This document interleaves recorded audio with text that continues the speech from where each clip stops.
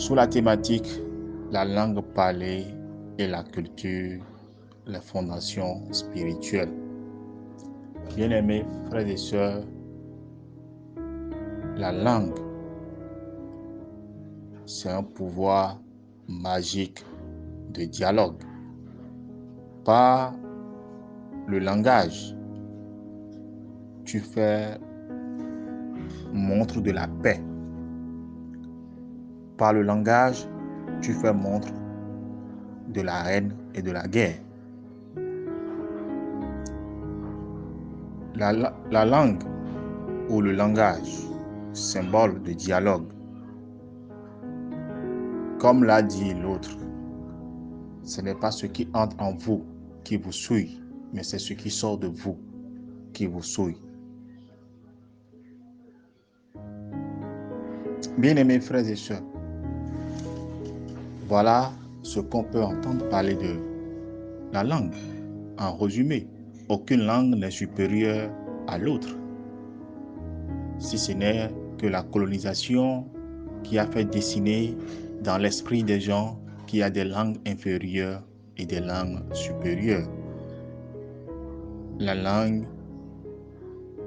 n'est rien d'autre qu'un outil de communication. Tant que mon interlocuteur me reçoit, la langue reste toujours cet outil de dialogue entre les hommes et les esprits, entre les hommes et les divinités. Couper quelqu'un de sa langue, et là on dit en même temps la langue maternelle. Cette langue maternelle est une langue très très magique et très très importante dans la vie spirituelle et dans la vie professionnelle d'un homme. Aller dans un milieu où les gens parlent leur langue et surgit de nulle part quelqu'un qui parle votre langue maternelle. En même temps, il y a un ressentiment d'amour, de fraternité, de rapprochement, il y a un lien qui se tisse. Il y a un lien ancestral. On dit, lui, voilà mon frère, parce qu'il parle ma langue. Voici ma soeur, parce qu'elle parle ma langue. Parce qu'il y a une énergie qui renie, qui unit. La culture. Dans la culture, il y a la langue. La langue maternelle se trouve dans la culture. Hier, dans mon exposé d'hier, je nous ai dit ceci, que j'ai suivi un interview accordé aux réfugiés ukrainiens en France, qui ont dit ceci. La France a sa culture et sa langue. Nous avons notre culture et notre langue. Comment nous allons faire avec notre culture et notre langue et pour intégrer leur culture et leur langue afin de pouvoir vivre, pour ne pas détruire nous, notre culture et notre langue. Voilà ce qu'ils ont posé comme problème. De leur problème, j'ai trouvé une solution à nous autres. Aujourd'hui, quand tu te réclames que tu es chrétien, catholique, tu dois parler le latin, tu dois savoir parler le latin, tu dois savoir faire des prières en latin. Mais faire une prière en latin, tu n'es pas grec. Ça veut dire que tu veux communiquer avec la culture grecque. Tu veux communiquer avec la culture romaine. Quand on te dit pour prier, il faut parler l'arabe, pour t'exprimer en arabe, là, tu entres dans la culture des Arabes. Tu veux devenir les Arabes. Quand pour prier, il faut parler hébreu. Là, on est en train de te coloniser culturellement et du point de vue de la langue. On te dit de renier ta langue maternelle et ta culture pour te conférer à une autre culture. S'il faut prier, il faut prier en français. Que c'est bon de prier en français. Ou bien pour prier en anglais. Là, tu te recolonises dans une autre culture. En même temps, tu renies ta culture, tu détruis ta culture. et des gens sont complexés de pouvoir parler leur langue. Vous verrez des intellectuels qui sont complexés de parler leur langue maternelle. C'est l'ignorance. C'est l'ignorance et l'aliénation. Bien-aimés frères et sœurs, si la langue et la culture n'ont pas d'importance, pourquoi les autres ont empêché d'autres de s'exprimer par rapport à leur culture et leur langue? Mais ce qui est bien et malheureux à la fois, c'est quoi? C'est seulement l'Africain qui veut ressembler à un Chinois. Le Chinois est resté Chinois. L'Indien est resté Indien. L'Hindou est resté Hindou. Chacun se plaît dans sa propre culture.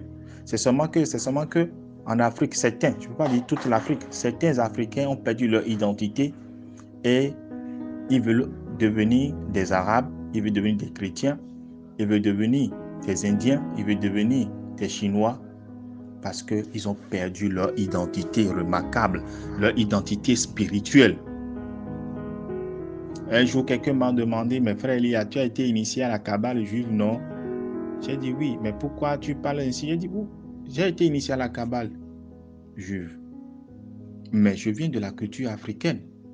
Je suis de l'Afrique de l'Ouest. Et il y a une culture qui est là. Il y a une langue maternelle que je parle. Mais si je ne peux pas transporter ce que je suis allé apprendre dans ma propre culture et de l'exprimer selon ma culture, je suis pire qu'un infidèle. Imaginez un instant que tous ces hommes spirituels, s'ils ont pu travailler à ce qu'ils sont allés apprendre, ils ont pu travailler à ce que cela soit conféré dans leur tradition, dans leur culture, dans leur langage. Ne serait-il pas bien que l'Afrique va s'exprimer de nouveau? L'Afrique ne peut pas s'exprimer en étant arabe. L'Afrique ne peut pas s'exprimer en étant chrétien. L'Afrique ne peut pas s'exprimer en étant hindou. Ce n'est pas notre culture.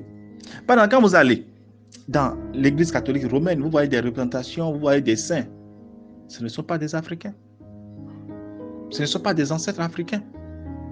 Les gens continuent leur culture en immortalisant à chaque instant leurs ancêtres. Vous voyez des saints, on les vénère tous les jours.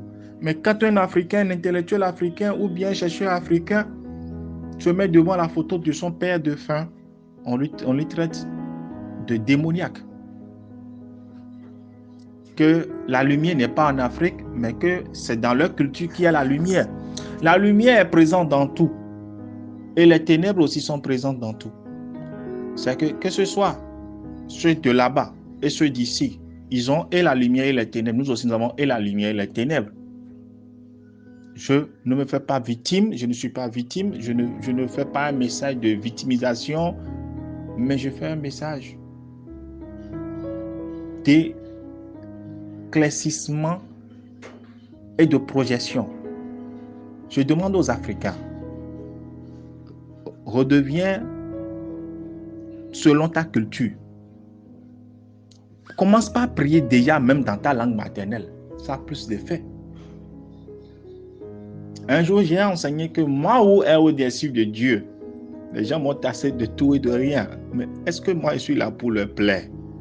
Je suis là pour porter moi mon message.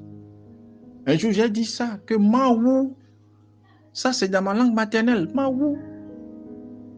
Mahou Atakokorabi, c'est le suprême. C'est le suprême. L'autre dira Yahvé, ça c'est lui. Mais moi je dirais Mawata Kokorabi. Ça c'est dans ma tradition. Ça c'est dans ma culture. Je dois exprimer les pouvoirs des divins selon ma tradition. Cela ne dit pas que je suis démoniaque. Parce que quand on appelle un nom de ta culture quelque part, tu le reconnais. Tu dis, lui là, il est de telle ethnie. Il y a une identité remarquable. L'Afrique l'a perdu. Au détriment de la civilisation. ou de la mondialisation. Je ne sais de quoi il cherche. Je ne sais de quoi il s'agit. Bien-aimés frères et sœurs, tout ce que tu appelles dans l'autre langue, cela existe aussi dans ta langue. Et par exemple, allez demander aux enfants comment on appelle le miroir dans leur langue. Les enfants ne savent pas. Tout est parti. Les enfants ne peuvent pas dire des choses dans leur langue maternelle parce que le père ne comprend pas, la mère ne comprend pas, parce qu'on a diabolisé la langue maternelle. Mais pourquoi les autres nous ont imposé de pouvoir prier dans la langue maternelle? Ça veut dire qu'on nous met dans leur culture, tout simplement. En tout cas, ceux qui sont nés et ont les yeux ouverts et les deux oreilles grandement ouvertes sauront comprendre ce que nous sommes en train de dire tout bas.